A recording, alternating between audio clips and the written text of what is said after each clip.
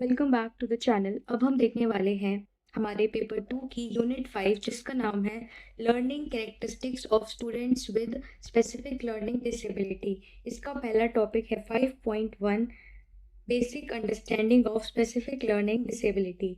What is SLD? Specific learning disability एक neurological condition है जो अफेक्ट करती है कि कैसे एक पर्सन का ब्रेन इंफॉर्मेशन को प्रोसेस करता है।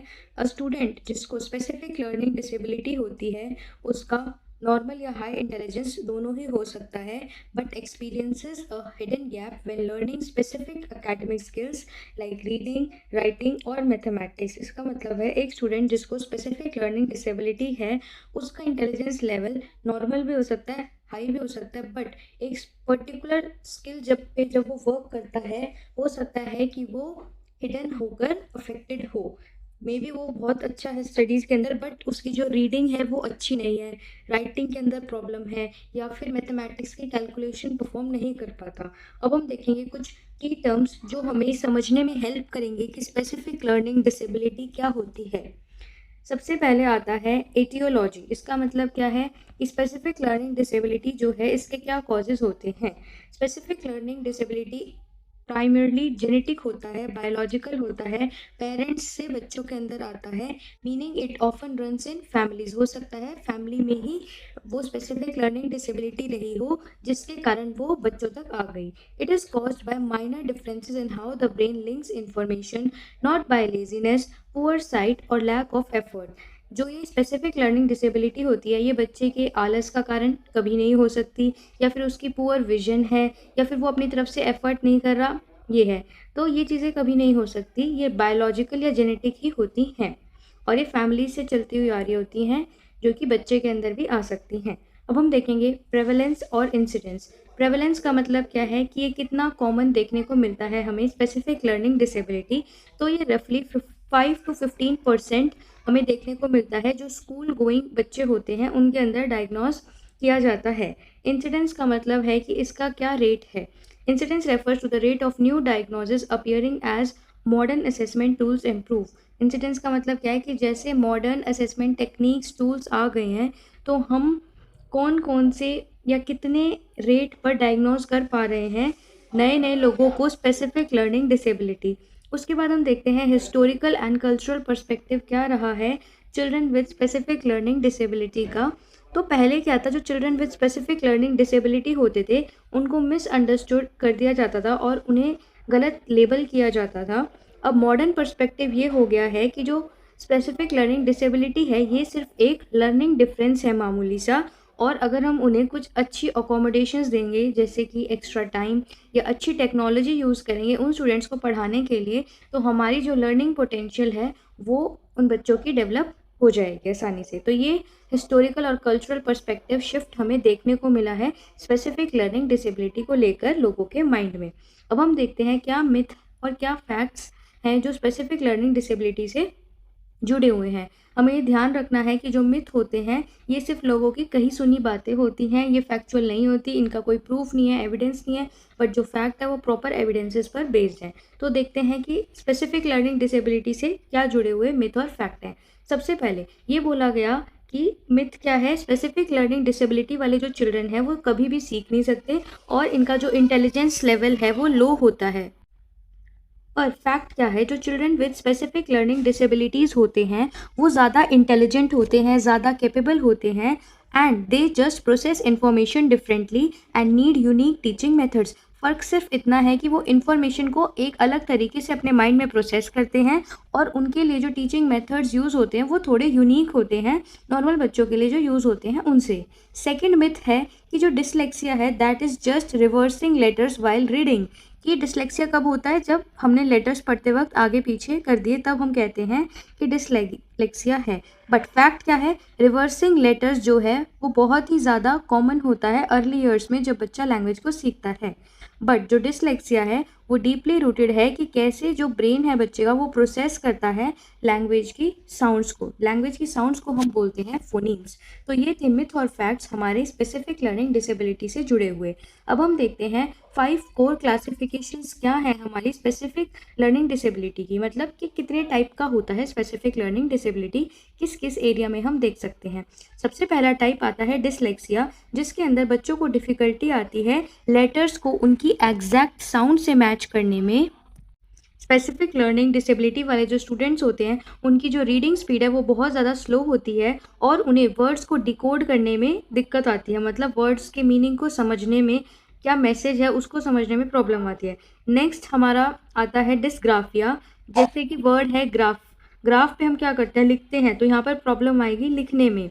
डिफ़िकल्टी होती है with the physical act of writing, जो लेटर्स के साइज़ है वो कोई छोटा हो जाता है कोई बड़ा हो जाता है, हम वर्ड्स के बीच में प्रॉपर स्पेस नहीं दे पाते और जो हमारी पेंसिल को पकड़ने की, पेन को पकड़ने की ग्रिप है वो अफेक्ट होती है डिसग्राफिया के अंदर। अब आता है डिसकैलकुलिया, जैसे कि इसमें वर्ड है कैलकुलिया, तो इसका मतलब है जो बच्चा है उसे कैलकुलेशंस परफॉर्म करने में प्रॉब्लम होती है, वो बेसिक नंबर वैल्यूज़ को, मैथमेटिक्स के ऑपरेशन को, कैलकुलेशन जो माइंड में होती है छोटी, उसको नहीं परफॉर्म कर पाता, उसे टाइम का कॉन्सेप्ट समझ नहीं आता और जो मनी का कॉन्सेप्ट है वो उसे प्रैक्टिकली अप्लाई नहीं कर सकता। नेक्स्ट स्पेसिफिक लर्निंग डिसेबिलिटी आती है डिस्प्रैक्सिया, जिसके अंदर प्रॉब्लम होती है मोटर प्लानिंग के अंदर, फिजिकली एक्शंस को कोऑर्डिनेट करने में, इम्पैक्टिंग द बैलेंस, हम जो है बैलेंस नहीं कर पाते अपनी बॉडी का, सिजर्स यूज़ करने में हमें प्रॉब्लम आती है, साफ साफ लिखने में प्रॉब्लम आती है, अगर हमें कह दिया जाए कि बोर्ड पे से देखकर कुछ नोटबुक में लिखना है तो वो कोऑर्डिनेशन नहीं बन पाता हमारे हैंड और आई का, तो इसे कहते हैं डिस्प्रैक्सिया। फिर आता है डेवलपमेंटल अफेजिया, इसके अंदर डिफ़िकल्टी होती है अपने थॉट्स को एक्सप्रेस करने के लिए वर्ड्स का यूज़ करते हुए और understanding complex verbal instructions. Aphasia के अंदर अगर कोई वर्बल इंस्ट्रक्शंस दिए गए हैं किसी काम को करने के लिए तो उन्हें भी समझने में प्रॉब्लम होती है। अब हमारा नेक्स्ट टॉपिक आता है 5.2, जिसमें हम देखेंगे अटेंशन का concept, perception, memory, thinking and motor perception. Students जिनको स्पेसिफिक लर्निंग डिसेबिलिटी होती है वो प्रोसेस करते हैं सेंसरी इनपुट को कुछ यूनिक कॉग्निटिव फिल्टर्स से। सबसे पहले बात करते हैं अटेंशन स्पैन की, तो students are easily pulled away by irrelevant noises और visual clutter in the room, making it hard to sustain focus on long lectures. तो जिनको स्पेसिफिक लर्निंग डिसेबिलिटी होती है देखा जाता है कि उनका ध्यान बहुत ज़्यादा जल्दी भटक जाता है, अगर उन्हें कोई बेफिजूल की आवाज़ सुनाई दे जाए या उनके सामने कोई ऐसी चीज़ आ जाए जो काम की नहीं है पर उनका ध्यान उसमें डाइवर्ट हो जाता है और वो लेक्चर्स पर फिर ध्यान नहीं लगा पाते। इसमें टीचर को क्या क्लासरूम टिप यूज़ करनी चाहिए कि जो भी वो इंस्ट्रक्शंस दे रहा है उन्हें शॉर्ट इंस्ट्रक्शंस दे, ज़्यादा लॉन्ग लिस्ट ऑफ इंस्ट्रक्शंस ना दे और ऐसे बच्चों को जो विंडो एरिया है या डोर का एरिया है उससे दूर बिठाया जाए ताकि कॉरिडोर में आने जाने वाले लोगों से वो डिस्ट्रैक्ट ना हो। उसके बाद सेकंड आता है परसेप्शन, जो कि विजुअल एंड ऑडिटरी का पार्ट है। The sensory organs work fine but the brain miss interprets the data. अब ऐसे बच्चों के साथ क्या होता है, जो सेंस ऑर्गन्स होते हैं वो अच्छे से काम करते हैं पर जो ब्रेन है उस तक जो इन्फॉर्मेशन है वो गलत इंटरप्रेट होती है। Visually a student might see B but process it as D. ऐसा होता है कि स्टूडेंट ने बोर्ड पर लिखा हुआ देखा बी पर उसके माइंड ने उसे बताया कि यह है डी, तो इसमें परसेप्शन में प्रॉब्लम आ जाती है। Auditorily they may struggle to distinguish between the similar sounding words जैसे कि पिन और पेन। अब ऐसे बच्चों को जो सेम साउंड वाले वर्ड्स होते हैं उनके अंदर भी डिफ्रेंशिएट करने में प्रॉब्लम आ सकती है, जैसे पिन या पेन बोला है इसमें वो कंफ्यूज हो सकते हैं। नेक्स्ट आती है ऐसे बच्चों की मेमोरी वाली कैरेक्टरिस्टिक्स। तो मेमोरी में हम देखते हैं working memory acts like a small mental sticky note. जो वर्किंग मेमोरी होती है वो किसकी तरह एक्ट करती है, एक स्मॉल स्टिकी नोट की तरह एक्ट करती है। अ स्टूडेंट जिसको स्पेसिफिक लर्निंग डिसेबिलिटी है उसके पास इस स्टिकी नोट पर डेटा स्टोर करने के लिए लेस स्पेस होती है, जिसकी वजह से वो ऐसे डेटा को बहुत जल्दी भूल जाता है अगर उसे मल्टीपल स्टेप्स एक ही बार में बता दिए जाएं। इसकी क्लासरूम टिप होती है कि जब भी कोई इन्फॉर्मेशन बताई जाए तो उसके साथ बच्चे को चेकलिस्ट भी प्रोवाइड की जाए ताकि वो हर एक इंस्ट्रक्शन फॉलो करने के बाद उसे चेकलिस्ट में मार्क कर दे। फिर फोर्थ पॉइंट आता है थिंकिंग एंड मोटर परसेप्शन। इसमें हम देखते हैं कि जो भी एब्स्ट्रैक्ट रूल होते हैं वो बच्चों के लिए मुश्किल होते हैं बजाय कि कॉन्क्रीट आइटम्स में। अगर हम उन्हें सोलर सिस्टम का मॉडल दिखाकर समझाते हैं तो उन्हें उससे ज़्यादा बेटर समझ आता है, बजाय हम सोलर सिस्टम का कोई टेक्स्ट पढ़ा रहे हैं। Motor perception issues make copying information from a far blackboard on to a small notebook page highly exhausting. और अगर उन्हें हम कह देते हैं कि तुम्हें ये वर्क ब्लैक बोर्ड पे से देखकर एज इट इज़ अपनी कॉपी में लिखना है, तो ये वर्क उन्हें बहुत ही ज़्यादा भारी लगता है, एग्जॉस्टिंग लगता है कि इसमें उन्हें बहुत ज़्यादा थकान होगी। तो ये थी कुछ लर्निंग कैरेक्टरिस्टिक्स जो कि स्पेसिफिक लर्निंग डिसेबिलिटी वाले बच्चों के अटेंशन, परसेप्शन, मेमोरी, थिंकिंग और मोटर परसेप्शन से जुड़ी है, जिसमें हमने अटेंशन स्पैन देख लिया, परसेप्शन देख लिया, विजुअल और ऑडिटरी, मेमोरी की कैरेक्टरिस्टिक्स देख ली, thinking and motor perception. Next हमारा टॉपिक आता है 5.3 रीडिंग रिलेटेड कैरेक्टरिस्टिक्स क्या होती है। डिसलेक्सिया, इसमें हमारा फोकस रहेगा। रीडिंग जो है उसे रिक्वायर होता है rapid letter sound translation. Students जिनको reading based specific learning disability होती है, जिनको डिसलेक्सिया होता है, उनकी क्या कैरेक्टरिस्टिक्स होती है। सबसे पहले अगर हम फोनिक्स यानी साउंड की बात करते हैं और डिकोडिंग की मतलब मैसेज को समझने की, तो यहाँ पर क्या होता है, striking difficulties blending letters together to read a whole word aloud. अब यहाँ पर बच्चे को डिफ़िकल्टी होती है एक पूरे वर्ड को बोलने में, क्योंकि उसे इंडिविजुअल साउंड को आइडेंटिफाई करने में प्रॉब्लम हो रही है कि किस अल्फ़ाबेट की कौन सी साउंड है, तो पूरा वर्ड ही नहीं पढ़ पाता। Fluency and flow, reading sounds choppy, slow and hesitant, they may skip lines और omit small words entirely. Fluency का मतलब है जब हमारे बोलने का जो लय है वो बिगड़ जाता है, हम अटक अटक कर बोलते हैं, हमारा फ्लो ख़राब हो जाता है। क्यों? क्योंकि हम हेजिटेंट होते हैं, अंडर कॉन्फिडेंट होते हैं, तो हम लाइन्स को स्किप कर देते हैं, वर्ड्स को छोड़ देते हैं बोलते हुए। फिर आता है comprehension deficits, because they spend so much energy trying to sound out the words, they have little focus left to understand the actual meaning of the text.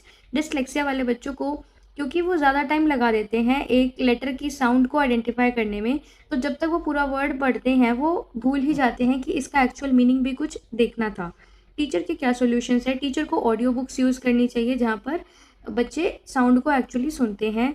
Reduce oral reading pressure, बच्चों को orally read करने का pressure reduce करना चाहिए। Physical plastic tracker use कर सकते हैं to stay on the correct line. जो पॉइंटर्स होते हैं, जैसे हम ब्लैक बोर्ड पे पढ़ाते हैं तो बहुत बार एक पॉइंटर लंबी सी स्टिक का यूज़ करते हैं ताकि बच्चों का ध्यान उसी वर्ड पर जाए जो ब्लैक बोर्ड पर लिखा हुआ है। तो ऐसे ही रीडिंग करवाते वक्त हम एक पॉइंटर का यूज़ कर सकते हैं। बच्चों को कह सकते हैं कि वो जिस लाइन को रीड कर रहा है उस पर अपनी फिंगर रखे, इससे वो उस लाइन को या उस वर्ड को मिस आउट नहीं करेगा। नेक्स्ट है हमारा टॉपिक 5.4 राइटिंग रिलेटेड कैरेक्टरिस्टिक्स। इससे हम बोलते हैं डिसग्राफिया, क्योंकि ये एक स्पेसिफिक लर्निंग डिसेबिलिटी है।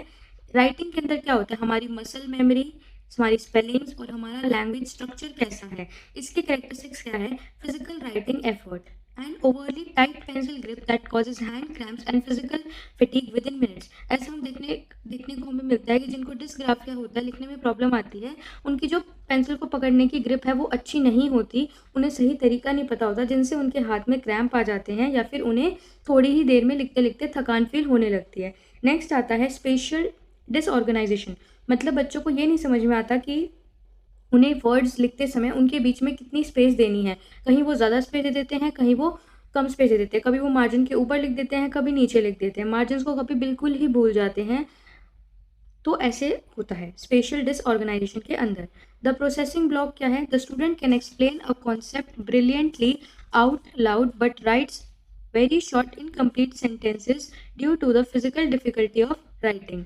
ऐसा हो सकता है कि बच्चे से जब हम कोई क्वेश्चन पूछें तो वो ओरली उसका आंसर बहुत अच्छे से दे, बट जब हम उस आंसर को शॉर्ट में बोलने को कहे तो वो इनकम्प्लीट सेंटेंसेस लिखता है, उसे डिफ़िकल्टी आती है आंसर को लिखने में।